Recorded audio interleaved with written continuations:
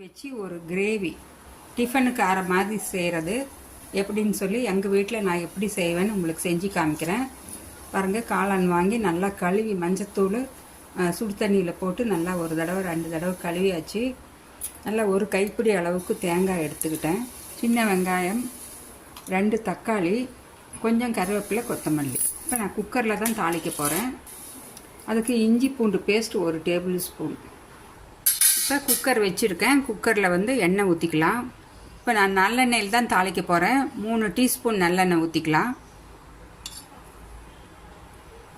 கடுகு ஒரு அரை டீஸ்பூன் போட்டுக்கலாம். சீரகம் அரை டீஸ்பூன் போட்டுக்கலாம். இப்போ கருவேப்பிலை, கட் பண்ணியிருக்கிற வெங்காயம் போட்டுக்கலாம். வெங்காயம் போட்டு கொஞ்சம் வதங்கட்டும். இது கரெக்டாக வதங்கியாச்சு. இப்போ தக்காளி போட்டுக்கலாம். இப்போ தக்காளி கொஞ்சம் சீக்கிரம் வதங்கிறதுக்கு ஒரு அரை டீஸ்பூன் உப்பு போட்டுக்கிறேன். உப்பு போட்டால் சீக்கிரமாக அந்த தக்காளி வெங்காயம் நல்லா மசிஞ்சு நல்லா வெந்து வந்துடும். ஏன்னா நான் எண்ணெய் கம்மியாக ஊற்றுறதுனால இது மாதிரி உப்பு போட்டுட்டோம்னா எங்களுக்கு சீக்கிரமாக அந்த மசிஞ்சு வந்துடும். ஒரு நிமிஷம் அப்படியே மூடி வச்சிடலாம். நல்லா மசிட்டோம் பாருங்கள். இப்போ வெங்காயம் தக்காளி நல்லா வதங்கி கொஞ்சம் நல்லா ஸ்மாஷும் ஆயிருக்கு. இந்த ஸ்டேஜில் நான் மஷ்ரூம் ஆட் பண்ணிக்கிறேன். இதோடவே நம்ம எடுத்து வச்சுருக்கிற 1 டேபிள் ஸ்பூன் இஞ்சி பூண்டு விழுதையும் ஆட் பண்ணிக்கலாம். அப்போ உங்களுக்கு நல்லா அந்த பச்சை வாசனை போயிடும். மஷ்ரூமும் நல்லா வதங்கி வந்துடும்.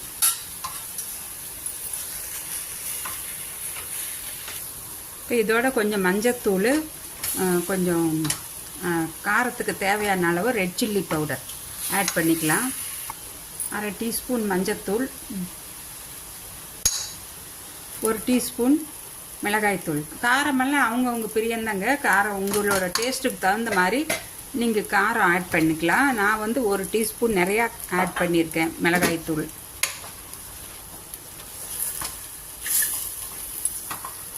இப்போ இதோடு நான் கொஞ்சம் தனியாகவும் ஆட் பண்ணிக்க போகிறேன்.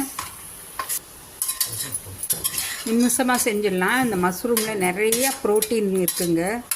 ப்ரோட்டீன் ரிச் உணவுகளில் மெயின் ஃபுட்டு இது தாங்க. அவ்வளோ வெஜிடேரியனாக இருக்கிறவங்களுக்கு இது ஒரு நல்ல ஃபுட்டு. ஆனால் வெஜிடேரியன்லேயே ஒரு சிலர் மஷ்ரூமும் சாப்பிட்றதில்ல. தனியா நல்லா 1 டேபிள் ஸ்பூன் போட்டுக்கலாம். பாருங்கள், நல்லா வதங்கினதும் நம்ம எவ்வளவு போட்டது எவ்வளோ குறைஞ்சிருக்குன்னு பாருங்கள். இப்போ தனியா பவுடர் ஒரு டேபிள் ஸ்பூன் போட்டாச்சு. இப்போ நான் கறி மசால் கொஞ்சம் ஆட் பண்ணிக்கிறேன். இது வெயிட் லாஸ் பண்ணணும்னு நினைக்கிறவங்களுக்கு ரொம்ப ரொம்ப நல்ல ஒரு ஃபுட்டுங்க. கறி மசாலா 1 டேபிள் ஸ்பூன் ஆட் பண்ணிக்கிறேன். வீட்டில் செஞ்ச கறி மசாலா தான். அதோட லிங்க் நான் ஆல்ரெடி போட்டிருக்கேன். வேணும்னா அதோட லிங்க் கொடுக்குறேன் டிஸ்கிரிப்ஷன் பாக்ஸில். தேவைப்படுறவங்க அதை பார்த்து செஞ்சு வச்சுக்கலாம். 1 மாதத்துக்கு ஆறு மாதிரி அப்பப்போ நம்ம செஞ்சுக்கலாம். இந்த மலச்சிக்கல் பிரச்சனை இருக்கிறவங்களுக்கும் இது ஒரு நல்ல ஒரு நார் சத்து அதிகமாக இருக்கிறதுனால ரொம்ப நல்ல ஃபுட்டுங்க. இதை சாப்பிட்டுட்டு வந்தீங்கன்னா உங்களுக்கு மலச்சிக்கல் பிரச்சனையும் தானே குறைஞ்சிடும்.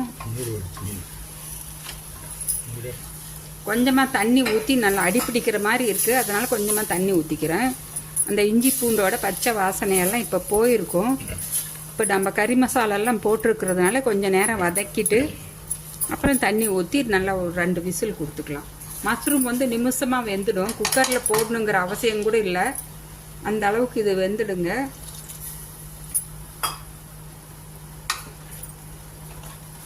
ஹார்ட்டுக்கு ரொம்பவும் நல்லது. புற்றுநோய் இருக்கிறவங்களுக்கு ரொம்ப ரொம்ப நல்லது.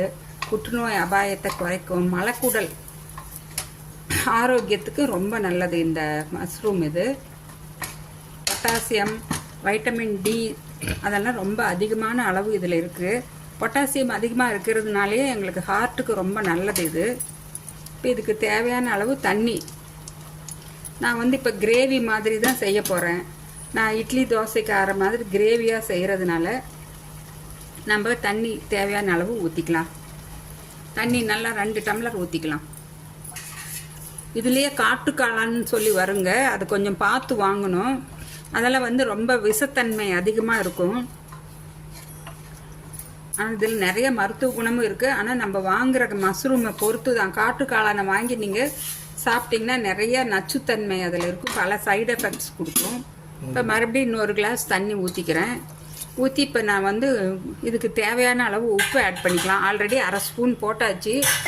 இப்போ மறுபடியும் ஒரு 1/4 டீஸ்பூன் மட்டும் போட்டுக்கலாம். பாருங்கள், 1/4 ஸ்பூன் போட்டாச்சு.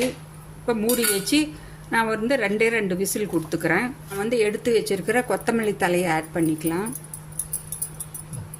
இப்போ இதை மூடி வச்சிடலாம். இப்போ இந்த 2 பெருங்காயம், கட்டி பெருங்காயம் இல்லாதவங்க தூள் பெருங்காயம் இருந்தால் கூட ஒரு 1/2 டீஸ்பூன் ஆட் பண்ணிக்கலாம். இதில் போட்டிருக்கேன். சோம்பு 1 டீஸ்பூன், 3 டேபிள் ஸ்பூன் பொட்டுக்கடலை,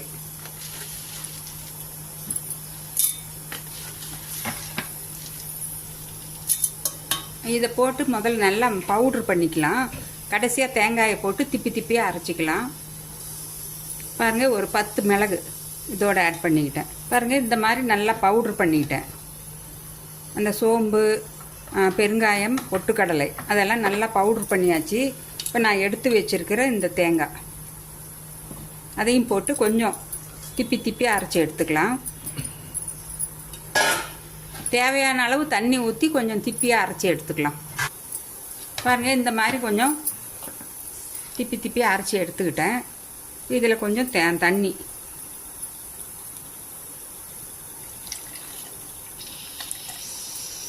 இது அப்படியே முழுகிற அளவுக்கு தண்ணி ஊற்றி இப்போ அரைச்சி எடுத்தாச்சு. பாருங்கள், இந்த மாதிரி கொஞ்சம் திப்பியாக இருக்கணும். இப்போ இந்த ஸ்டீம் எல்லாமே நல்லா கம்ப்ளீட்டாக ரிலீஸ் ஆகிடுத்து. ஓப்பன் பண்ணி பார்க்கலாம். பாருங்கள், நல்லாவே மஷ்ரூம் கிரேவி, மஷ்ரூமும் நல்லா வெந்து சூப்பராக வெந்து வந்திருக்கு. இப்போ நம்ம அரைச்சி வச்சுருக்கிற தேங்காய் பொட்டுக்கடலையை இதோடு ஆட் பண்ணிக்கலாம். இப்போ ஸ்டவ் ஆன் பண்ணியாச்சு. அரைச்சி வச்சுருக்கிற தேங்காய் பொட்டுக்கடலை இதோடு ஆட் பண்ணி கொஞ்சம் நேரம் கொதிக்க வச்சா போதும். இப்போ மிக்சியை கழுவி நல்லா 1 டம்ளர் அளவுக்கு தண்ணி ஊற்றிக்கலாம். தேங்காய் ஊற்றி இருக்கிறதுனால நான் வந்து ரொம்ப நேரம் கொதிக்க வைக்க மாட்டேன். கொஞ்சம் பச்சை வாசனை போனாலே போதும். அந்த தேங்காய் பொட்டுக்கடலையோட பச்சை வாசனை போனாலே ஸ்டவ் ஆஃப் பண்ணிட வேண்டியது தான். இப்போ மிக்சி கழுவி நல்லா தண்ணி ஊற்றிக்கலாம். நல்லா 1 டம்ளர் அளவுக்கு தண்ணி ஊற்றியாச்சு. இப்போ நான் வந்து மூடி வச்சு இந்த தேங்காயோட பச்சை வாசனை மட்டும் போனால் போதும், ஆஃப் பண்ணிடலாம். இந்த ஸ்டேஜில் உப்பு செக் பண்ணிக்கோங்க. உப்பு எனக்கு கம்மியாக இருக்கிறதுனால நான் கொஞ்சம் ஆட் பண்ணிக்கிறேன். இப்போ ஒரு 3 நிமிஷம் ஆயிடுச்சு. ஓப்பன் பண்ணி பார்த்துடலாம்.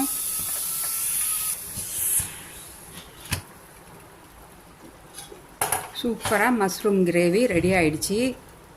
பாருங்கள், தேங்காய் போட்டு இந்த தேங்காயோட பச்சை வாசனை எல்லாமே போய் நல்லா யம்மியாக சூப்பராக ரெடி ஆகிருக்கு. இது நோய் எதிர்ப்பு சக்தியை கொடுக்கும், ரொம்ப நல்லது உடம்புக்கு.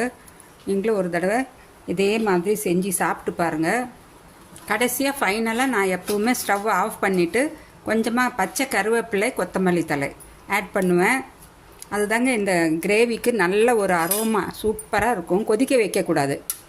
கொதிக்க வைக்காமல் இப்படி நீங்கள் போட்டு வச்சு மூடி வச்சுடுங்க. இதுக்கு வந்து இட்லி, தோசை, பணியாரம், சப்பாத்தி, பூரி எல்லாமே சூப்பர் டேஸ்ட்டாக இருக்கும். நீங்கள் இது மாதிரி ஒரு தடவை செஞ்சு சாப்பிட்டு பாருங்கள். ரொம்ப ரொம்ப ரொம்ப நல்லது உடம்புக்கு. ரொம்ப ஹெல்த்தியான நோய் எதிர்ப்பு சக்தியை கொடுக்குற மஷ்ரூம் கிரேவி செஞ்சு சாப்பிட்டு பார்த்து உங்கள் ஃபீட்பேக்கை எனக்கு கமெண்ட்ஸ் கொடுங்க ஃப்ரெண்ட்ஸ். நான் மறுபடியும் உங்களை அடுத்த ஒரு இன்ட்ரெஸ்டிங்கான வீடியோவில் சந்திக்கிறேன். Bye by.